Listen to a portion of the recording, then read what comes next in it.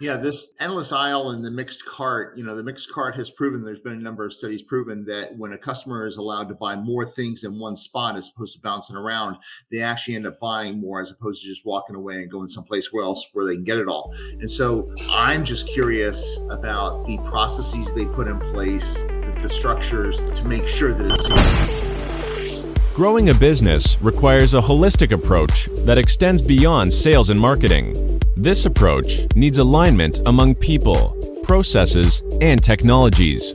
So if you're a business owner, operations, or finance leader looking to learn growth strategies from your peers and competitors, you're tuned into the right podcast. Welcome to the WBS Podcast, where scalable growth using business systems is our number one priority. Now, here is your host, Sam Gupta. Hey everyone, welcome back to another episode of the WBS podcast. I'm Sam Gupta, your host and principal consultant at independent ERP and digital transformation consulting firm Elevate IQ. Most people might not even pay attention to the location in the digital world. We can hire workers from any country remotely. We can trade with most countries easily. But when it comes to e-commerce and ERP systems, location is still a huge factor. The solution from North America may not work well in Europe. The solution from Latin America might not work well in North America. There are challenges such as payment providers or taxation being different, but even if a platform may support these integrations, the solution may still feel alienated due to the localization issues, whether we talk about product or documentation. One such platform is VTEX, which is highly advanced in its headless capabilities, but it still carries its Latin American roots, which might be a barrier for North American countries, even if the platform may be technically advanced. So, which companies would most benefit from the VTEX platform? In today's episode, we invited a panel of cross-functional experts for a live interview on LinkedIn who brings significant expertise to discuss VTEX platform and its capabilities. We discussed their strengths and weaknesses and where they might fit in the e-commerce architecture. Finally, we discussed their geographic limitations for global customers, React-based development standards, and their unique strengths with the franchise-based business models. With that, let's get to the conversation. Hello, everyone. Welcome to today's show. And if you are joining for the first time, this is part of our e-commerce series for which we meet every Wednesday at 5:30 p.m. Eastern. We review one vendor or the solution related to e-commerce, and we always have a very exciting panel that is willing to share their insights and wisdom. For today, we have a very exciting vendor, and I think we are going to have a little debate about their pronunciation. My understanding of this is going to be VTEX. That's how I'm going to do it, but maybe there's a different pronunciation for that. So we are going to have a lot of fun discussing that. Before we do that, we are going to start with everybody's intros. I am going to start with my intro. If you don't know me, I am Sam Gupta, principal at Elevate IQ. Elevate IQ is the independent ERP, e-commerce, and digital transformation consulting firm. We help our clients with anything and everything digital transformation. On that note, I am going to move to Phil for his intro. Hi, everybody. Phil Kerper, Managing Director of Ringling Business Solutions. We help executive leadership teams align their digital transformation investments with their core business and get positive and accelerating business outcomes. And looking forward to tonight's show, Sam. Thanks. Okay, amazing. Thank you so much for being here, Phil. Robert, can I ask you to introduce yourself next? Sure. My name is Robert Brown, principal of Robert Brown e-commerce consultancy. I spent 20 years in Fortune 50 e-commerce, and now I help small to medium-sized companies grow their e-commerce business. Okay, amazing. Thank you so much for being here, Robert. And if you are in the audience and joining for the first time, make sure you guys are going to send your comments and questions. Our panelists are going to review those, and we try our best to cover them during the show. If we run out of time, we will make sure that you are going to receive your answers. So, guys, I am going to start the briefing, and obviously, I would love to hear your, commentary based on whatever research you guys may have done or may have had experience with this particular solution. So, my perception of the solution is going to be obviously these guys are equally exciting as your other headless vendor that we have reviewed recently. For example, let's say if we talk about Spriker or the commerce tools, they are equally liked or the darling of either the headless space or the Wall Street. They have received, my understanding was that they had received just $140 million, but I think Phil is going to have some more colors there that he may be able to add overall from the funding perspective. Phil, do you want to add that right away? Sure, happy to do it. So these guys had several funding rounds. The one Sam will highlight in a second was 140 million with SoftBank, who's in this space a lot investing. Then they had another round of 200 plus $1 million of investment, and then they went public about a year ago, and their IPO was very successful. It came in well above what they expected.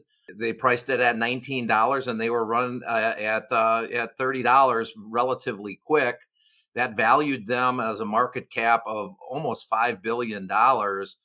But since that time, they've come down to earth. They're down to $3. Their claim to fame is certainly volume. They don't make money, which a lot of these startups don't, but they do have a lot of transactions going across their site. They're almost 3 billion GMV per quarter based on the last quarter. So on one hand, very exciting investment, and they drew a lot of money. On the other hand, they kind of came back down to earth here, Sam, but they still are growing, and both their GMV as well as their margins are improving quarter over quarter. So still looking pretty healthy.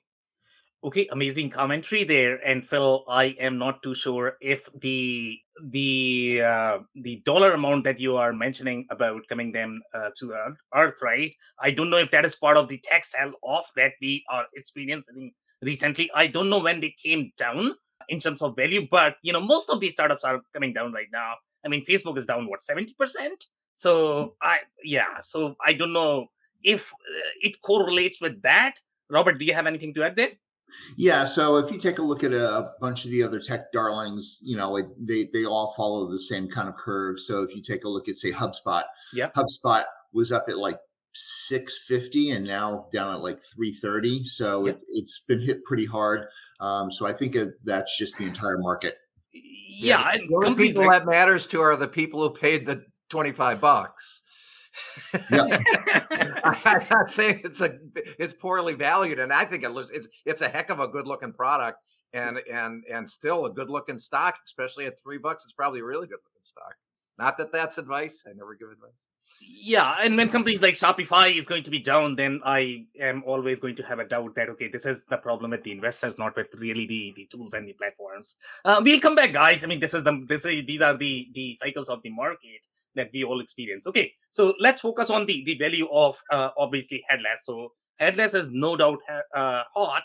There's no question about that overall, and that's the reason why it is receiving so much momentum overall in the development community as well as in the investment community. When we look at VTEX, my perception of their positioning, the way I read the documentation, obviously, number one, so Robert, we have been reviewing a lot of PHP platforms so far.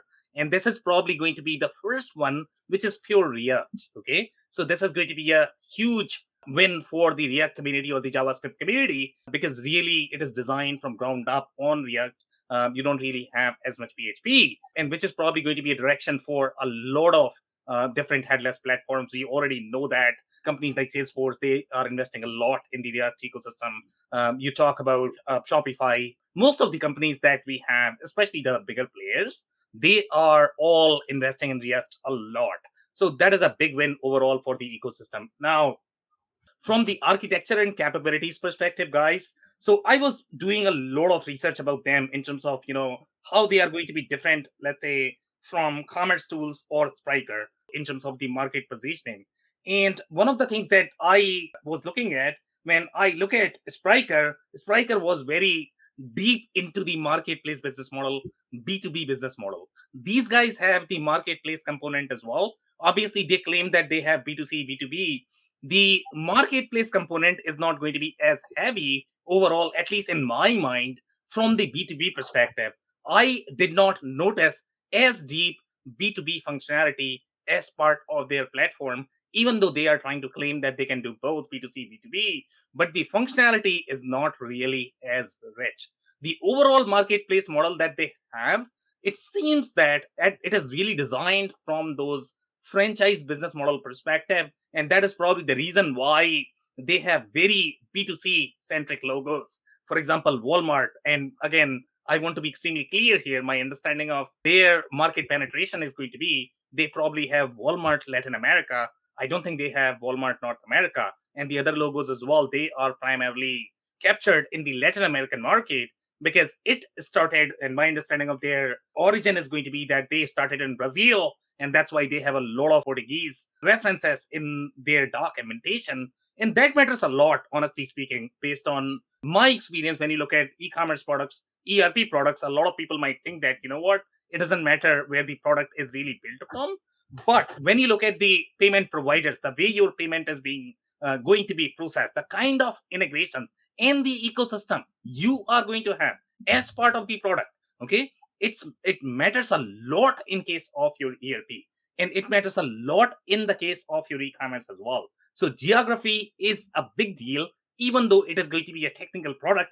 Any developer can implement virtually, whether they are in Africa or in the Philippines. But what really matters is going to be whether you have the right integration from the payment perspective, from the logistics perspective, as well as the support for the localization and the right terminology that your people are going to be speaking in the specific country. So again, the geography and the localization matters a lot for the e-commerce platforms as well. So again, my assessment of this platform is going to be the way Spryker is going to be gold in Europe, this is going to be gold in Latin America. Okay, it might not be as good platform, I would say, in North America, because you will still struggle overall in understanding the platform. The APIs are going to have a lot of different Portuguese references. I'm pretty sure they are trying to improvise that, but right now it does feel that it still has very Latin American roots in their product. The other thing that I noticed is that overall from the franchise business model, I think they are really strong with that. And this is one of the product that I have seen. I have not seen this kind of functionality anywhere else. When you talk about picking things from the store, when you might be ordering on your e-commerce, it has very very very deep functionality overall. The way your white labeling is going to be of the product, the way you are going to be working with your franchises, and that's why if you are going to have a lot of different retail locations, especially with your channel partners, this is going to work really well in my understanding. That's my understanding so far. So I'll pause there. I'll take some commentary there before we move to some of these slides. Well, I just want to echo that last part. That is where they're strong, like you says, both in the franchising, the white labeling of and setting up the stores aimed at the B2C model.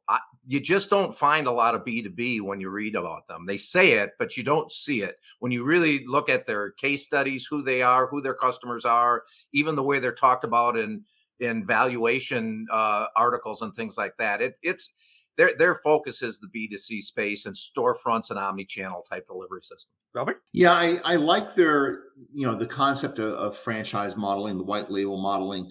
There are a number of different industries here in the U.S. that utilize that. The only difference that I'm seeing here, because I haven't been able to play with it, obviously, with their tool, is very often here, the local store is allowed to control the catalog from the mothership based on their local market needs. And from what I read with VTEX, it's an all or none kind of deal. I'm not sure about that one. I think there's something in one of your slides that implies that local franchise does have, that there is the ability to control which products make it, if that's the component you're talking about. And I may have misread it. What I read was they get the catalog, they can control the pricing, they can control the delivery methodology, but the way I read it was they get the whole catalog. Got it. I'm going to have to agree with Robert. I think Robert's assessment is right. So I don't know if from the platform perspective, they are going to have flexibility. But from my experience, when I look at the franchise model, and Phil and Robert, obviously you guys have far more experience in this space. So my understanding is going to be, let's say, if I am working with McDonald's, right? So McDonald's typically controls the recipe and the catalog. I'm not, as the franchise owner, I'm not allowed to change that. So that Right. could be the reason why they are trying to do that. There might be some chains, they might allow you to change the product, but if you look at the bigger ones, they really don't want you to produce your own products. They like to control that. Yeah, and I certainly wasn't suggesting you control your own products, but you could. It would be nice to be able to control the product mix based on, the local need. So Yeah. let's say, because when you look at many of the retailers here, the product mix that they have in a store in, say, Mall of America would be a lot different than you had in, say, Woodbridge Mall in New Jersey. I completely agree. I think there is a space for both. So the platform should be supporting both. So we are going to review that. I don't know if they are supporting or not, but from the Yep. platform perspective, I don't see why they should limit that. All right, guys. So some more commentary here overall from their positioning perspective. So here they are saying the similar comment that I already mentioned, that they started in Latin America, helping companies like Walmart expand their business to new markets. And that's where I think they probably were penetrating in Latin America, and that's where they were probably looking for a solution that was based in that country, and so that's a great fit right there if they utilize this platform for that, with an end-to-end e-commerce service covering things like order and inventory management, front-end customer experience. So I'm not too sure about order and inventory management, could be all over the place, because you could imply that that is happening inside your warehouse management system or in the ERP system, but here we are talking about the commerce aspect of the order and inventory management, even though they have far deeper functionality overall in terms of the way the collaboration is going to happen in your logistics network and in your channels, because you need to do a lot more obviously in the e-commerce platform if you're trying to create that omni-channel experience across your warehouses, across your store fronts. So it's far more complicated architecture than in some of the other industries, but this is going to be really the B2C side of the things, where in case of B2C you require that architecture, but let's say if you have B2B as part of your business model, then it's probably going to be a different architecture that you are going to be operating on. But here the order and inventory management is probably going to be the commerce aspect, the B2C aspect, from the consumer's perspective. Then they are saying front end customer experience and customer service has raised $140 million in funding. $140 million in funding. We have already covered that they have received far more. And then they are saying VTEX customers include a lot bigger logos, I would say. Yeah, and I think Phil already covered that this is what they are doing overall in terms of the merchandise value. Now, some of the things that I noticed overall from the architecture perspective, their architecture is far cleaner, guys. The way I like to look at the architecture, to be honest, this is what I could not see. Let's say if I'm reviewing the commerce tools or the Striker, they have a CMS, but the CMS is not as built as I would like to see when you are combining both of the experiences, your front end as well as the programming experience, the programmer experience. So in their case, I mean, these guys seem to have done a really good job of providing the CMS as well as the programmable capabilities that developers can utilize in the backend as well. So here, this is a very well built CMS, and it's probably going to have similar feel as you are going to have when you are going to be using something like WordPress. They have things such as trade policies, the sales policies, and that is driving a lot of different things, to be honest. That is very new for me. I have not seen that in any other platforms, which is a very interesting piece of functionality.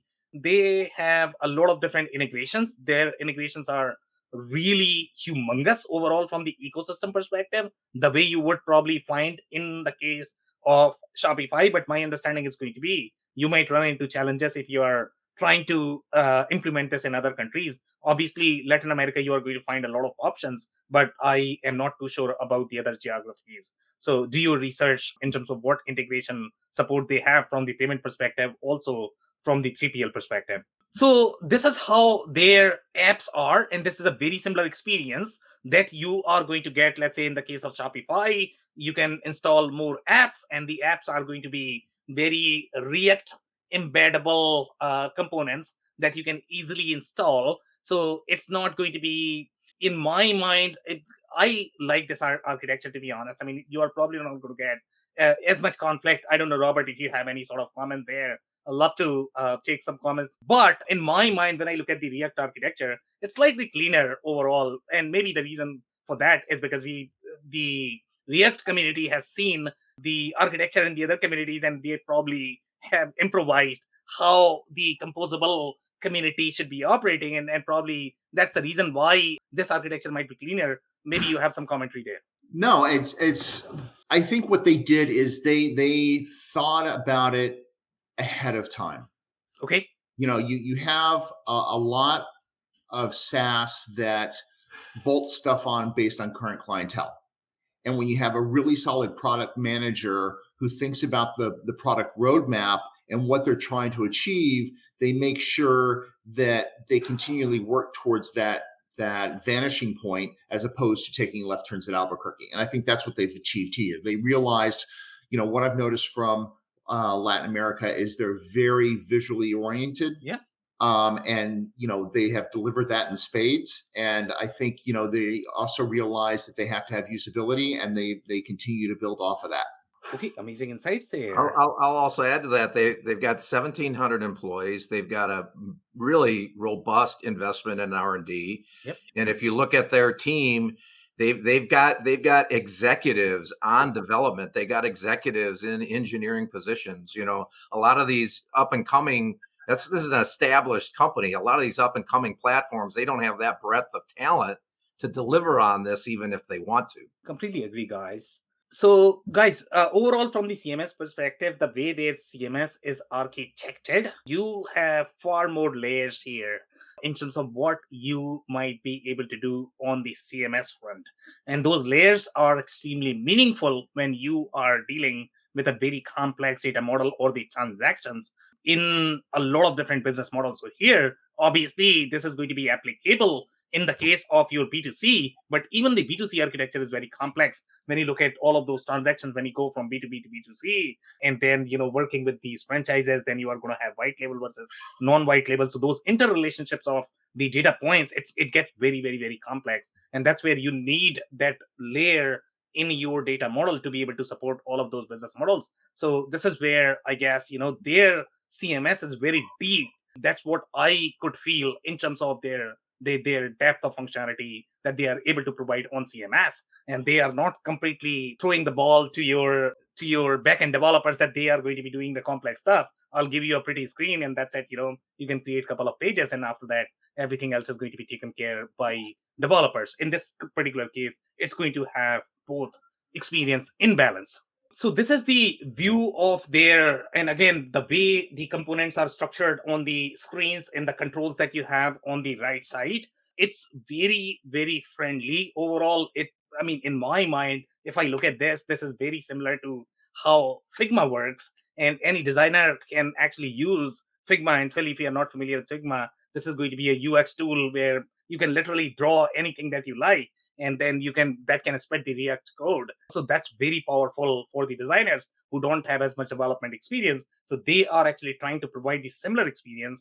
And I don't know, again, if it is because of the React technology that they are able to do it, because the way React is developed, it's very modularized, it's very component centric, and that could be the reason why they are able to do all of this. That is probably not possible with the other platforms or the programming languages. So you have, even in the case of storefront, so in the other platforms, I think we were struggling to understand how the storefronts are going to work. Let's say if you might have marketplaces where you might have multiple channel partners, they might have their own storefronts, and then you are sort of controlling the catalog when you are working with them, and then you might have your own storefronts as well. Okay, so you are going to have multiple layers of storefronts that you are going to have. So we could not see how that is going to be managed inside the other platform. In this particular case, you can create the stores when you are going to have all of those hierarchies. So, that is probably, I don't know if that is going to reside in one database, but it seems very powerful that you can manage all of that using one admin console, which is a very powerful feature in my mind. And this is very similar to how Oracle Enterprise Commerce would do it, to be honest. So if you are able to get those enterprise capabilities, and that could be the reason why these enterprise companies are going after these platforms, that, okay, they are easy to develop, but they are also getting that enterprise capabilities to be able to enable all of those enterprise workflows that you would need in terms of the control from the governance process perspective, as well as you are getting the flexibility of the technology. Now, when we look at the integration is really slick, to be honest. Okay, so it is going to be very similar to how Shopify is going to work. So the only thing, if it is going to be pre-integrated, the trick is going to be pre-integrated. If it is already integrated, the only thing you are doing is you are really entering your credentials, and that's it. You are done, and your integration is going to be done. Now, obviously, you need to validate the data flows that you are going to require is going to be sufficient for your architecture, the way you are building the architecture. If you are going to have multiple systems, obviously you need to figure out your source of authority. Otherwise, you are probably going to get a lot of conflicts in terms of, okay, who's going to be doing what in the system. If you are going to use only this system, then it's a different case. But most companies are probably going to use multiple systems. So you still have to figure out your architecture, how the overall architecture is going to work in your business, in your case. But I like the integration a lot, especially if you're looking for the platform based integration. In this particular case, you are going to be connecting with all of your channels, and that is probably going to be pre-baked. So this is the payment gateway APIs. And again, here, the way the documentation is, the only thing you really need to do is you need to declare your dependency in your React component, and then declare wherever you are trying to put that code. So it's really easy, guys, and the documentation is done really well overall. So it's not going to require as much development effort as it is going to be, as you might have to invest with the other platform. If, let's say, you are doing this integration, from scratch. In this particular case, this is all done by them. But again, the payment gateway has to be supported by them. If they are supporting them, they are going to provide the documentation. Any developer can pick it up and probably integrate this. But let's say if you are going to be doing from scratch, then obviously that's going to be far thicker integration that you have to figure out yourself. And the North American geography, again, you need to have those integrations supported. I don't know if all of the payment providers are going to be supported. Phil, I think they are supporting WorldPay. That's what I saw in the documentation. So WorldPay is great, okay, to process your worldwide payments. But I don't know how many companies are going to be fine with their rates. So you always want to have many different options for your consumers. They might say that, what, I'm integrated with WorldPay and I can process the payments anywhere. But that's not typically how the commerce experience is going to work, because consumers are going to dictate, okay, which payment they are going to be using. It could be credit cards, PayPal, or whatever they want to use. They want to use anything and everything. And obviously, you don't want to miss those opportunities just because you cannot support that payment gateway. Yeah, and it's a good point. You got to have options there because it's just a cost. Yeah. There's all of them are basically doing the same thing. But I do agree with what you said. Based on some of the other platforms that we've already looked at, and some of the other ones that I've become a little familiar with along the way, this is really slick. I mean, they've done a nice job. It looks very, very manageable, very doable. It's organized, slick. So I would assume that once you reach the level of enterprise that the companies that are using here, that they're probably also going to be using their own banks, the local bank. So I know that Chase and Bank of America have their own gateways, and larger companies just integrate directly with them. Which Chase option you use, well, that depends on your level of company. So I think that that's probably one of the options these companies are using as well. It's a great not point. just WorldPay. Yeah, it's a great point. I completely agree. And I think that's where you are probably going to be requiring a little bit of custom integration as well. So just because these guys are providing, they are saying that, what payment gateway is done, that's probably not going to be sufficient. So great point, Robert. Yep. Okay, so this is very, very, very slick, guys. Okay, I absolutely love this. And this is the live shopping experience. Okay, now this is all pre-baked as part of the platform. And this is a big deal, guys. So let's say if you're trying to promote your products during the live show, you are going to get everything. And the price is very friendly as well. If I had a very consumer-friendly product, I will invest a lot of money on this, to be honest. So this is really slick that they are able to provide as part of the platform. I have not seen this experience in any other platforms that we have reviewed so far. So I did have a question on this. The only difference between Light, Standard, Pro is the volume. How many minutes of HD streams you can run across, and it's a monthly fee. So I'm assuming that's monthly. I'm not sure, but I don't have a sense for if that's if those are big numbers, small numbers, or medium numbers. So is 1,000 minutes, is that a big number? Is 200 minutes a small number? I just didn't have a reference point on that. Maybe you guys know that. So I'll make a little comment there. Okay, so the best way to think about this one is going to be, let's say if you are doing promotion in your local media channel on a TV, okay, you literally get like 20-second spot. How much do you pay? Okay, so that's how they are thinking about pricing. Okay, I'm giving you an hour. Okay, sell whatever you can, and this is what I'm going to charge you, Robert. Okay, makes sense. So if you think about the streams and given the markets that they're selling in, then it's probably multiple streams, multiple channels simultaneously. And these are small numbers, honestly, for the size companies that are using this. $2.99, $4.99, $99. That's a drop, but they would probably keep upgrading. So if you think about the languages, so they're going to go for Portuguese, they're going to go for Spanish, they're going to go for European Spanish versus South American Spanish, because there are some nuances there. And then, maybe running in each country. So, they could be running 10 streams simultaneously. If you look at some of the social media platforms, they like TikTok, they give you, if you're an enterprise level account, they give you like 10 minutes for each little video. So you can burn that very quickly, but if you're making money, who cares? Yeah, it's just really interesting. I agree, guys. And I love the TikTok example. Thank you so much, Robert, for that. All right, guys.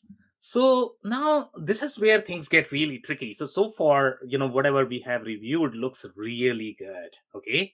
Then you look under the hood, and then you are going to find a lot of Portuguese references in the documentation. And sometimes the terms that they are going to be using may be inconvenient for a lot of developers because they might not understand, or they might just map in a different field because they just didn't understand what you meant there. So this is what I called the localization experience or the developer experience. Even for developers, it matters a lot, to be honest. Okay, so when your platform is going to be built right here in North America or in the UK, then it's going to be a very different experience. But let's say if you're a business in South America, Latin America, and you are looking at a platform, then you probably need to be looking at something that is going to be friendly to you. So again, if you are in the Latin American geography, or if you are a subsidiary of North American company in that geography, then this could be a great fit because you will be able to relate with the platform, because the terms that you are going to use, the language that you are going to use, even to name your variables, okay, even that matters a lot. So here we can see very clearly, I could not read, to be honest, but in the documentation, they still have a lot of reference. You need to keep researching in the documentation. So 80% is still English, but somewhere you are going to find a lot of different Portuguese references. Yeah, and by the way, MEC, we are going to review this comment from the user as well. And some of the people who were, I believe they were Spanish speaking, but for them as well, it was slightly uncomfortable because they just could not relate to it. So it's not just the English speaking countries, it's for the other languages as well. The experience could be uncomfortable. So again, if you're in the Latin American market, this is a great platform. But for North American market, I'm not too sure. Now, this is these are the widgets, Phil. So let's say if you're trying to build a site, they are trying to provide you composable widgets. So the only thing you need to do is you need to declare the dependency of your widget. So it's going to be just one line of dependency, and then you have a code that you can paste in a file wherever. Let's say if you are trying to and this is the example. For example, let's say if you are trying to build some sort of login screen where you are going to have 5 options for login, the only thing you need to do is you need to paste a JSON file, and you are going to get all of that functionality because that is pre-baked. In the traditional world, let's say if you're looking at Shopify BigCommerce, then how you would develop this is you are going to have a theme, and you are customizing a theme. Okay, in theme, you are doing this visually. In this particular case, the only difference is you are doing it in the code, but overall the functionality is already built and tested. Okay, those two are very different things. So you are not trying to build something like, okay, product customizer. Okay, now product customizer is already built. So this is what is the power of the composable architecture, where you are going to get all of these widgets. And my understanding of this business model is going to be guys, okay, these are probably going to be a paid components that developers are going to be selling, and that's fair game in my mind. That's how word space ecosystem work. Whenever you wanted to buy a plugin or the widget, you simply bought it from a developer, and that's it. You don't have to worry about programming or coding. And this is what expedites the development, because you can customize the experience as you like. You can tear off every single component on your web page wherever you are, and you can drive the conversion depending upon how the customer journey is. And you don't have to stick to your Shopify rigidness or the BigCommerce rigidness. Your experience is going to be far more fluid overall from the experience perspective. And that's the power that I see in the case of your headless. And if you do headless right, the way these guys have done, the only problem I have with these guys is going to be their Portuguese reference. And I don't know if this is going to be comfortable for North America, but if you have the similar platform for North America, this is pure gold. Okay, so this is the franchise business model, and I think we are going to have a little debate there overall in terms of different business models and what companies might need. So for the most part, if I look at their architecture, the way they have positioned this is, hey, if I have the main account and then I may have the franchise account, as part of your franchise account, you control your logistics, order management, but then I, as the provider of, and I don't know what is the technical term, Phil, you might be able to help me here. So the company that is actually doing the franchisee, they are called franchisor, right? Yes. Right. Franchisor, franchisee. That's correct. Right. So franchisor is probably going to be controlling your payment and pricing and promotions, and then franchisee is actually going to be responsible for your your franchise level experience, the store level experience. So they have a little control there, but I don't know if they have the fluidness where, let's say, Robert actually mentioned one example where, let's say, if you want to customize that experience for that specific store, do you have tool in your toolbox where you can do that? Some businesses will probably need that. So I don't know if the platform is going to allow that. So you might need to do a little research there. Okay, so here they are saying on the VTEX platform, you have the option to register physical stores. Okay, physical stores, and physical stores is a business model that they are able to support when you are going to be doing picking up in the physical store. So the way the experience is going to work, Phil, is, let's say if you are going to your e-commerce, and on the e-commerce, you can choose whether you want to deliver at your home or do you want it to be shipped to a particular physical store where you can choose, okay, these 20 stores are provided for me. I am going to choose number one or number two, depending upon whichever is convenient for me. Now, that is the pre-baked experience, guys. That's a big deal. Okay, so this is all built up. That's a big deal. Here they are saying the physical stores, the franchisees, the representatives of your network as franchise account. This is one way to expand your unified commerce, and they have redefined the whole unified commerce concept. And in my mind, this is powerful, guys. They have really built the unified commerce the way commerce is supposed to be done. Then they are saying the franchise account is associated with a main account. In the case of a brand that has several physical stores, franchisees or representatives, each of them can have a franchise account linked to the brand's main account. This allows them to deliver the products sold by the brand's e-commerce. Okay, so this is again very sort of the e-commerce omni-channel experience where brand is actually sending you the leads as the franchisee. So those leads are going to come from there. So I think you can create very mixed experience depending upon your business model. But overall, the platform is extremely powerful. Here they are saying franchise account inherits the catalog from the main account, but it has its own logistics and performs its own order management so that the physical store can manage the order and deliver the products. A franchise account does not have its own website, so that's the difference between your franchise versus the brand account. But again, these are the concepts that they are providing. It's not that you have to use all of the concepts that they are recommending. You can implement the platform the way you want. Even though they are calling franchise, you can probably implement it differently if you like. So, but overall, I like it a lot. I'll take some comments if you guys have anything on this one. Well, it confirms what Robert said earlier, that the catalog is the main account, and that is what it is for the franchise ease. But they do have promotions as a shared function on that right lower graph. So maybe that's where some of the customization to that local needs of that store are occurring, is how they're presenting promotions kind of jointly for the franchisee account itself. So this could actually be standard business practice in Latin America. I do not know. I don't have that experience. Maybe that's a way the brands control with the countries, having so many different outlets. It's a way of ensuring that they're protecting the brand image. All right, guys. So some more commentary on this business model, but they have really deep functionality for this business model. So here they are saying each franchise account automatically operates as a white label seller of the main account.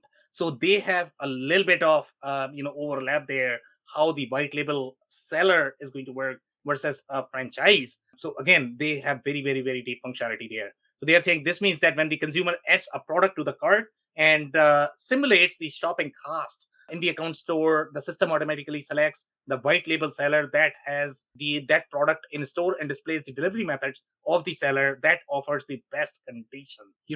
That's a unique twist that and we've talked about it, but putting it in this term, I've never really thought about it. So making the seller the white label versus the brand the white label. So the seller, in essence, becomes inconsequential. It's just the person facilitating the transaction for the brand. Yeah, completely agree. And in my experience, I think I have seen requests for both of them. So yeah, it's definitely very complex and interesting as well. And it is completely behind the scenes to the buyer. Exactly. So that's happening. That there is a white label. That's where it's shipping from. That's how they're doing the fulfillment. Is all is here's my freight charge, and how do I want the freight to be? It's not telling you, it's making that choice for you. It's really interesting, but powerful in your channel. Exactly. Giving you a lot of control over your channel on what does it take to be a white label seller, for example. Yeah, guys. So we have some more concepts here, and typically they are mentioned only in the media, but I have personally not seen the implementation of these concepts. But seems like they have the pre-baked functionality for that. For example, let's say if you talk about endless aisle. Endless aisle is a very powerful concept from the retail experience perspective.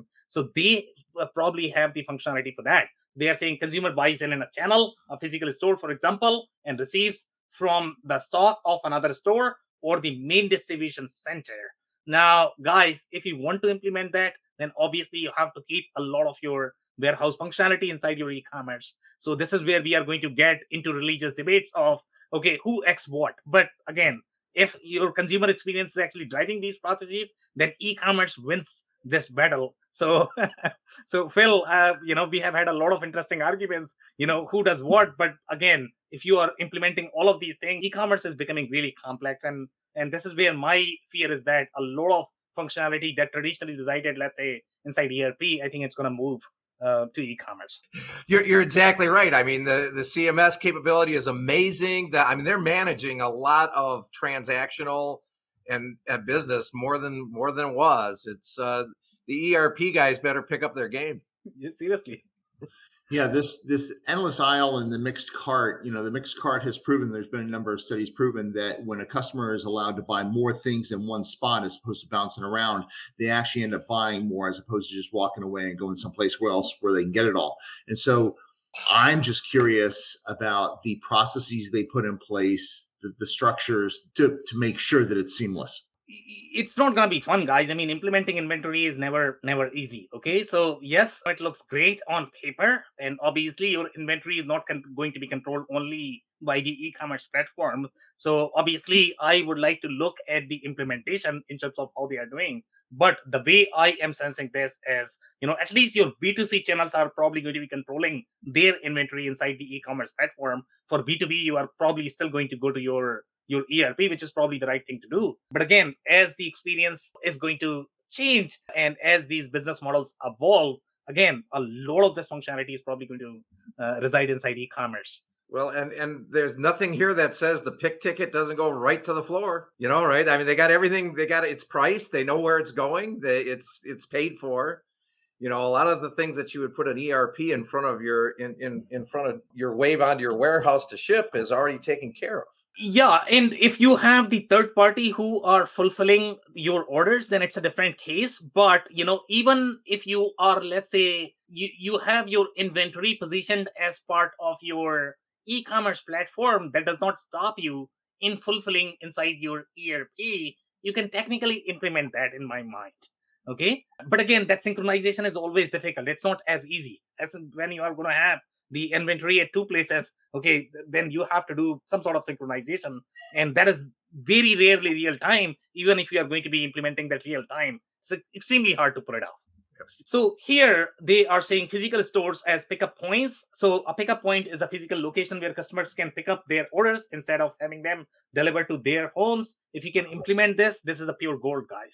Okay, this is where the money is, to be honest. Okay, if any business can implement this, oh my goodness, this is real gold. Now, but from a process, going back to what I was saying before, from a process standpoint, I think what this is really identifying is the franchisees are most likely not going to be small mom and pops because they need to make sure that the inventory is accurately tracked. So when a customer does actually purchase it, they are actually going to a location that they know is going to have it. So, they can keep their logistics running as they should. Exactly. So some more comments, guys, on the pricing. The pricing is very complex the way it is managed, and that's what I would guess for a platform like this, which is going to have enterprise grade capabilities.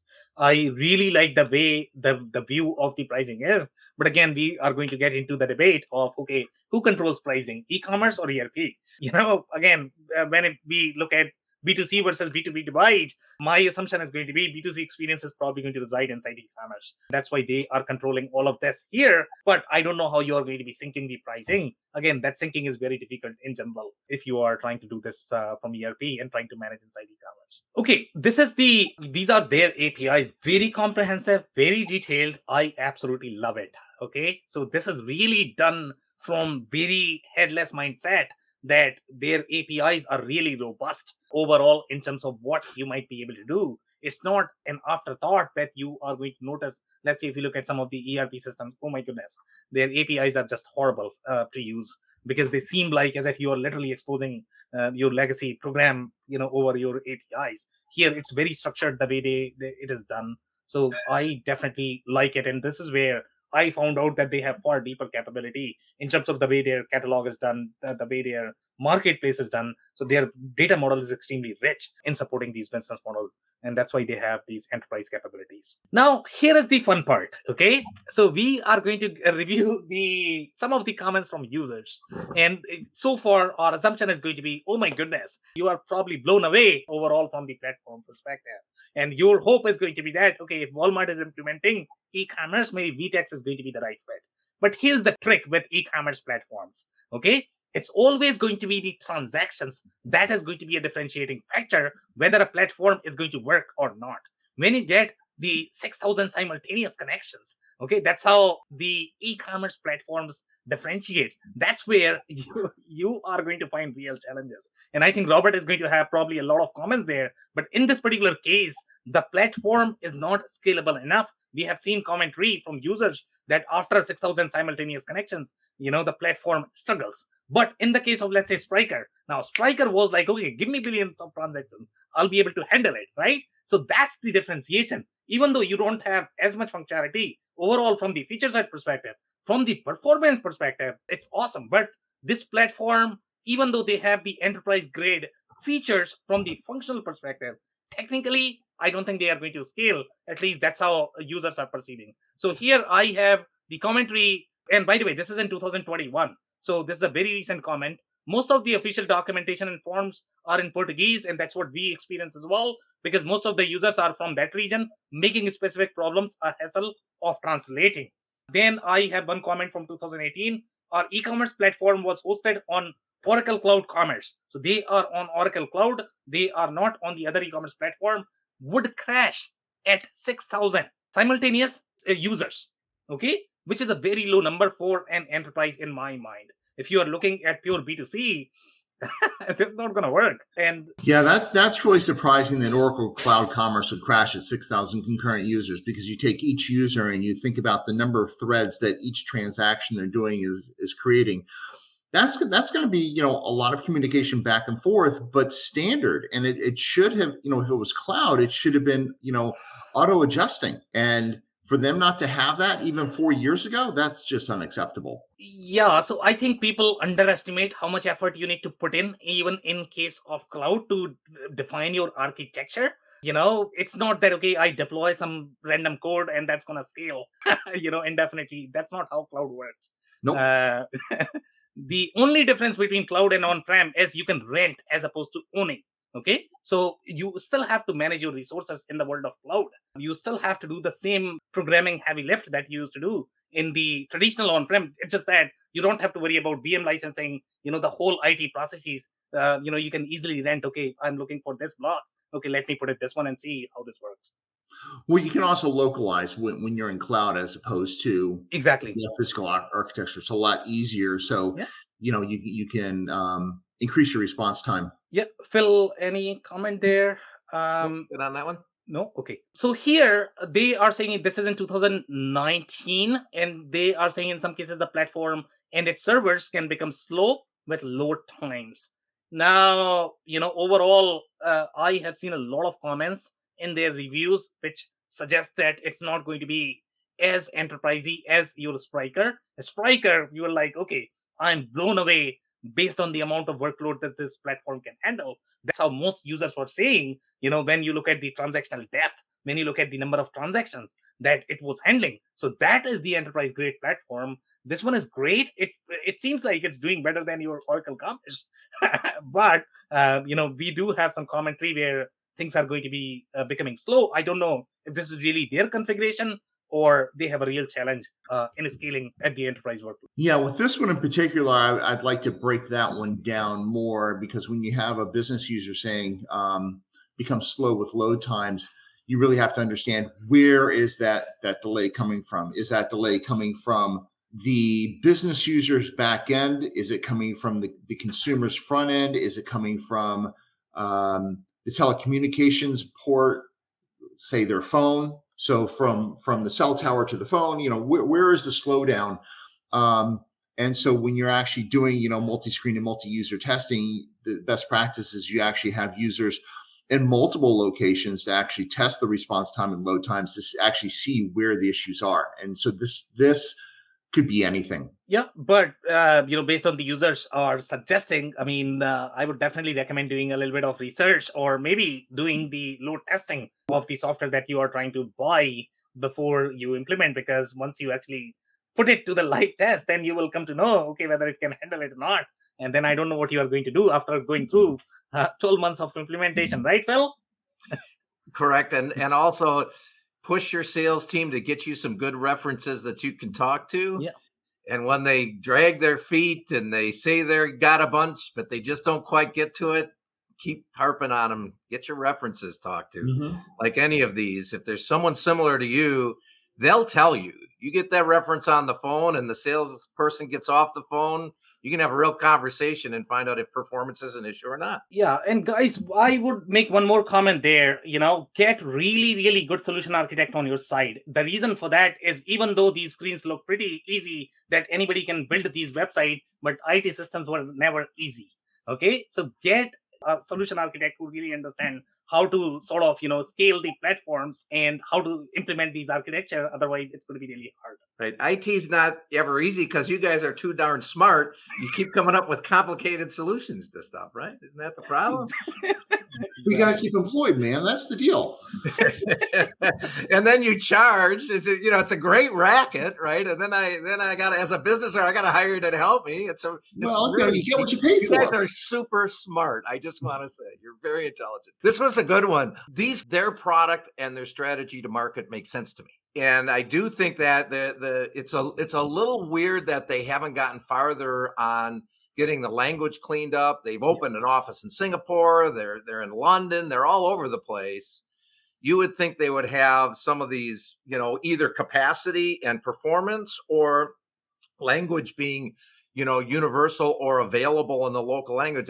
That one's weird to me that's not cleaned up yet. Yeah, and guys, if you have the localized need, you should have two different documentation. For Portuguese, you should have a separate documentation, because you are probably going to have users that are going to require that. They might not have as much English background and they might not like it. So have three different versions: one for Spanish, one for English, one for Portuguese. Don't make sense. No, we all know that every technology company out there, the last thing they touch is the documentation. Exactly. But they're selling to some big names. Yeah. Albeit the Latin America divisions of those big names, but even so, big names with a lot of volume. And I really do that franchise structure, the way they really have their business model developed on that, the way they can allow the system to choose the best avenue to get the product to where it needs to go, and putting that functionality on the commerce system. That's the CMS capability. That like you said, that was really deep, Sam. That's all pretty impressive stuff. So I am going to have a question for you, Robert, and this is probably going to be a slightly more technical question. So let's say if you were designing this platform, and I think the challenge that they are running into in this whole Portuguese debate is the fields that they have are actually in Portuguese, and those are going to be very hard to localize. So I don't know how other companies are handling that, because it's not the documentation that is the problem. Documentation is probably going to be auto-generated. I don't know.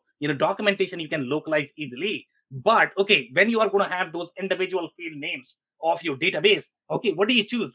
Do you choose Portuguese or do you choose English?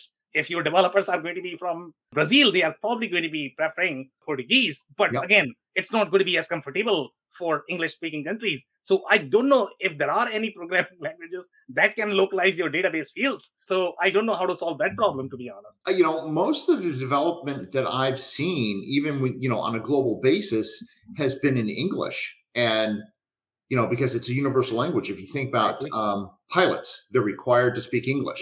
And so when you look at development, most of it is in English. You've got a few holdouts that don't. So like Russian, the French, they're very adamant about keeping their language. And so for them to do Portuguese, I'm a little confused. I mean, they probably have a translation table that was probably developed by a third party to help developers move a little bit faster. Or maybe it's just their way of helping to spread the understanding of Portuguese.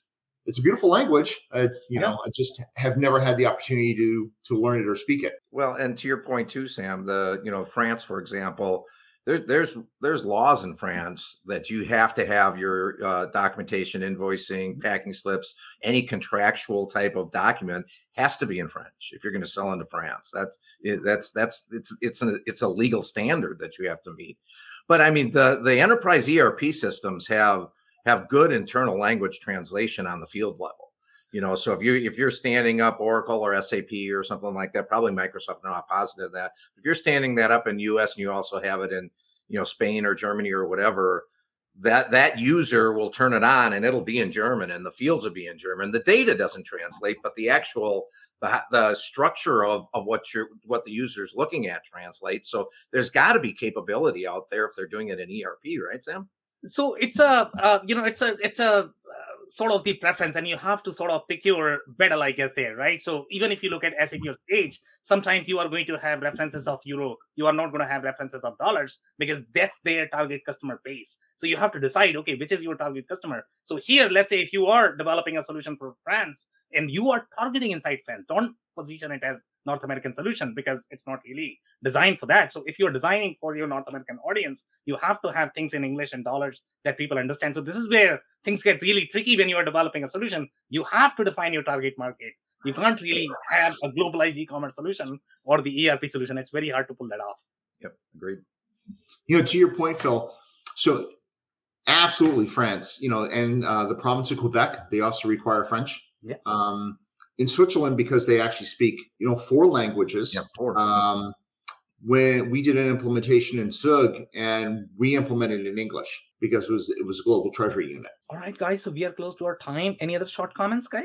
Exciting platform, this one. Very cool. All right, guys. So that's a wrap. And again, it's a very capable platform. There's no question about that overall in the franchise model perspective. So if you're looking to expand either in Latin America or you are in Latin America, I think this is going to be a really powerful platform, especially if you like React and the headless. So make sure you are paying attention to that. On that note, if you joined for the first time, this was part of our e-commerce series for which we meet every Wednesday at 5:30 p.m. Eastern. We pick one vendor or the solution that we review independently. So make sure you guys are going to be here next week. We are going to come back with another vendor or the solution. On that note, thanks everyone for your time and insights tonight. Thanks, everybody. Thanks, everyone. I cannot thank our guests enough for coming on the show, for sharing their knowledge and journey. I always pick up learnings from our guests, and hopefully you learned something new today. If you want to learn more about Phil Kerper, head over to ringlingbusinesssolutions.com. It's ringlingbusinesssolutions.com. If you want to learn more about Robert Brown, head over to rgbeecommerce.com. It's rgbeecommerce.com. Links and more information will also be available in the show notes. If anything in this podcast resonated with you and your business, you might want to check other related episodes, including the interview with Jay Schneider, who shares his insights into how B2B digital commerce processes differ from B2C. Also, the interview with Noemi Kiss, who shares her insights into how the water industry works and how its sales cycle differs from other industries. Also, don't forget to subscribe and spread the word among folks with similar backgrounds. If you have any questions or comments about the show, please review and rate us on your favorite podcasting platform or DM me on any social channels. I'll try my best to respond personally and make sure you get help. Thank you, and I hope to catch you on the next episode of the WBS podcast. Thank you for listening to another episode of the WBS podcast. Be sure to subscribe on your favorite podcasting platform so you never miss an episode. For more information on growth strategies for SMBs using ERP and digital transformation, check out our community at WBS.rocks. We'll see you next time.